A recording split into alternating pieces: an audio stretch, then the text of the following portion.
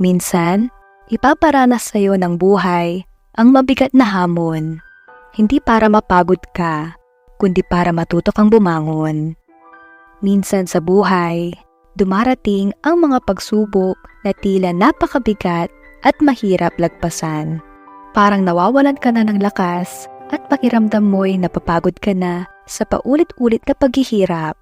Pero ang mga ganitong hamon ay hindi binibigay para lamang ikaw ay sumuko. Sa halip, ang mga ito ang magiging dahilan para lumakas ang loob mo at matutong bumangon mula sa pagkakadapa. Ang bawat pagsubok ay may dahilan. Madalas ay upang hubugin ang ating tapang, tiyaga at kakayahan sa pagharap sa mas mahihirap pang hamon sa buhay. Sa bawat pagkakamali o kabiguan, natututo tayong maging mas maingat at matalino.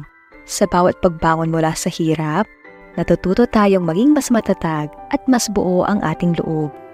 Ang buhay ay hindi laging madali, pero sa mga oras na tayo pinanghihinaan ng loob, ito ang mga panahon kung saan natutuklasan natin ang tunay nating lakas at kakayahan.